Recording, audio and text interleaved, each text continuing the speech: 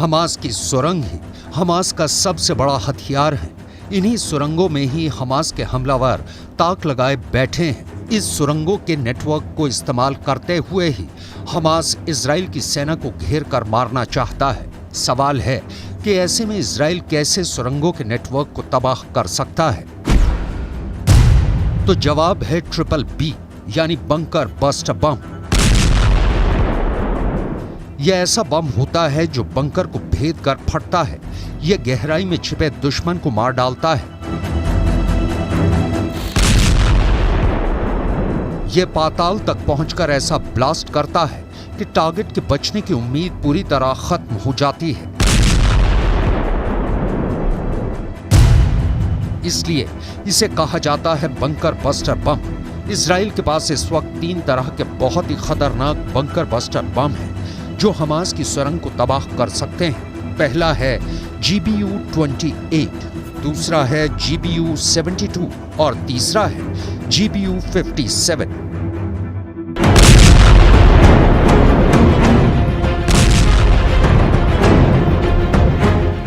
Israel की air force इस वक्त गाजा की इमारतों को मलबे में तब्दील कर रही है। इसमें ज्यादातर धमाके ऐसे हैं जो हमास की बजाय आम लोगों को निशाना बना रहे हैं। 5000 से ज्यादा मौत हो चुकी हैं और इनमें हमास के गिने चुने कमांडर मारे गए हैं, जबकि इजराइल की बमबारी में 2000 से ज्यादा बच्चों की जान जा चुकी है। दरअसल हमास की पूरी ताकत इस वक्त सुरंगों में छिपी हुई है और यही नेतन्याहू के लिए सबसे बड़ा खतरा है।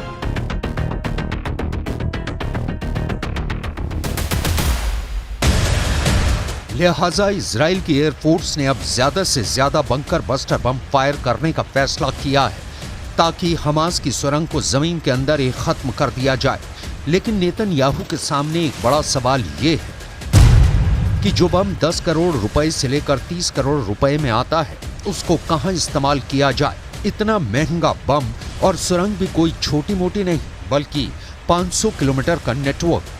हमास की सुरंग का नेटवर्क कहां तक फैला हुआ है, इसके बारे में इजराइल की खुफिया एजेंसी मोसाद तो पहले ही पूरी तरह फेल साबित हो चुकी है। वैसे हमास की सुरंगों के नेटवर्क को खत्म करने के लिए इजराइल की एयरफोर्स 3 तरह के बम इस्तेमाल कर सकती है और नेतन्याहू के ऑर्डर पर यह कोशिश लगातार कर भी रही है। इजराइल हमास की जंग दिन बर दिन और ज्यादा भीषण होती चल रही है। 2 हफ्ते से भी ज्यादा का वक्त इस जंग को अब तक बीत चुका है। हमास पूरी तैयारी के साथ इजराइल पर उसने चढ़ाई की, लेकिन इजराइल के पास भी पूरी तैयारी थी। इजराइल के पास 3 तरह के बड़े बम हैं जिनका जिक्र हम यहां पर करेंगे और आपको समझाएंगे कि आखिर ये बम कितने शक्तिशाली हैं। सबसे पहले आपको दिखाते हैं इजराइल का GBU-28 बंकर बस्टर बम। ये एक ऐसा बम है जो कि 6 मीटर मोटी कंक्रीट की परत को पार कर सकता है और उसके बाद जो धमाका होता है वो सबसे ज्यादा विनाशकारी होता है। ये सुनकर कोई भी दुश्मन और गहरी सुरंग यहां पर बनाना चाहेगा तो आप समझिए जो पहला इसके पास जो बम है ये बंकर बस्टर बम है जो कि पृथ्वी की सतह से अगर बहुत अंदर तक भी कंक्रीट की मोटी परत वहां पर होगी उसको भी नष्ट कर सकता है। तो उसका भी तोड़ यहां पर हाजिर है क्योंकि इसके अलावा एक और बम है, इसका नाम है GBU-72 जो 30 मीटर मोटी कंक्रीट को भेद सकता है और उसके बाद इस बम का ब्लास्ट होता है। किसी भी दुश्मन की रूह यहां पर कांप जाएगी तो मुमकिन है वो और गहरी सुरंग यहां पर बनाएगा। तो इसका जवाब भी यहां पर है और क्योंकि तीसरा बम सबसे ज्यादा खतरनाक है और इससे कोई भी नहीं बच पाएगा, यह बम है GBU-57। यह सबसे ज्यादा ताकतवर बम है जो 60 मीटर की सतह को भेदने के बाद तबाही मचा सकता है, यानी कि जमीन के 60 मीटर गहराई में छुपना भी मौत से यहां पर नहीं बच पाएगा। तो ये 3 बड़े बम का जिक्र हमने यहां पर किया जो इस वक्त इजराइल के पास मौजूद है, जिसकी वजह से हमास सीधे तौर पर कभी भी हमला नहीं करता है इजराइल पर। और ऐसे में देखिए कितने ज्यादा शक्तिशाली ये बम है, बंकर बस्टर बम इनको कहा जाता है। इन 3 बमों का जिक्र हमने यहां पर किया। पृथ्वी की सतह से कितना भी अंदर क्यों ना हो, कितनी भी गहराई पर क्यों ना हो, लेकिन ये उसको पूरी तरीके से नेस्तनाबूद कर सकता है, टारगेट को नष्ट कर सकता है।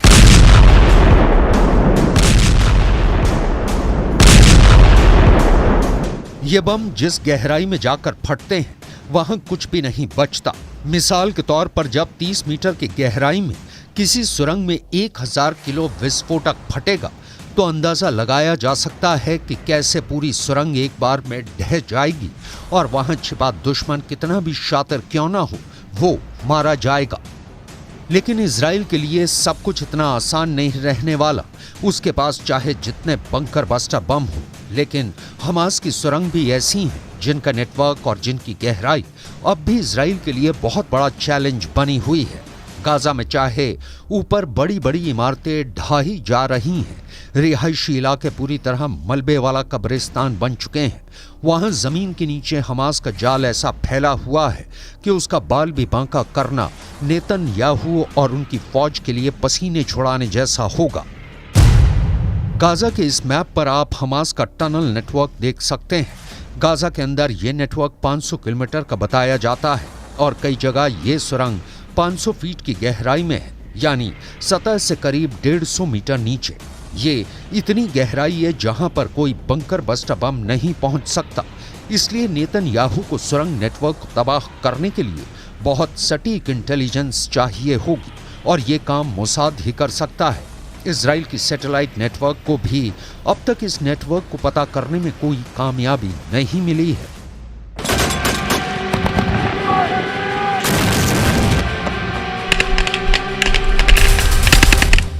फिलहाल इजराइल के सामने गाजा के अंदर हमास सबसे बड़ा दुश्मन है, तो गाजा के बाहर हिजबुल्लाह ताक लगाए बैठा है कि कब इजराइल पर हमला किया जाए। यही वजह है कि इजराइल और लेबनान के बॉर्डर पर इस वक्त ऐसी आग लगी हुई है जो पूरे पश्चिम एशिया को अपनी जद में ले सकती है। हालांकि इस वक्त हिजबुल्लाह की रणनीति को लेकर इजराइल थोड़ा हैरान है। इजराइल के ठिकानों पर हमले के बाद जवाबी कार्रवाई हुई तो हिजबुल्लाह के 24 लड़ाके मारे गए। कहा जा रहा है कि हिजबुल्लाह ने अब खामोश रहने का फैसला किया है और ये भी रिपोर्ट है कि ईरान के कहने पर हिजबुल्लाह ने तय किया है कि कोई बड़ा एक्शन नहीं लिया जाएगा, लेकिन अमेरिका और इजराइल इसे ईरान की तरफ से आ रहे बड़े तूफान के तौर पर देख रहे हैं। ऐसा तूफान जिसमें हिजबुल्लाह अब तक का सबसे बड़ा हमला कर सकता है।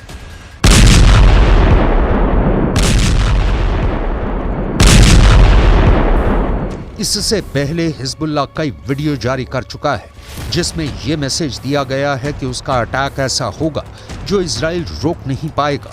इस वीडियो में हिजबुल्लाह का मिलिशिया कमांडो ऑपरेशन की तरफ इशारा कर रहा है। हिजबुल्लाह ने बहुत साफ साफ शब्दों में कहा है कि अगर इजराइल की सेना फिलिस्तीन के गाजा में घुसी तो वो उत्तरी सीमा की तरफ से इजराइल पर चढ़ाई कर देगा। इजराइल और लेबनान के बीच करीब 130 किलोमीटर लंबा बॉर्डर है और यहाँ संयुक्त राष्ट्र की शांति सेना तैनात रही है। इसमें भारत की फौज भी शामिल है। इस वक्त इजराइल को गाजा से ज्यादा इस बॉर्डर की टेंशन है, क्योंकि अगर इजराइल गाजा में घुसा तो हिजबुल्लाह उत्तर की तरफ से इजराइल से हमला बोल देगा। एक हफ्ता बहुत खूनी बीता, लेकिन अब जैसे इजराइल और लेबनान का बॉर्डर ठंडा नजर आ रहा है, क्या ये वाकई बड़े तूफान से पहले की बड़ी खामोशी है? अगले 2 दिन इस युद्ध में बहुत अहम होने जा रहे हैं, क्योंकि गाजा में 5000 मौतों के बाद गुस्सा तो पूरे पश्चिम एशिया में भड़क चुका है।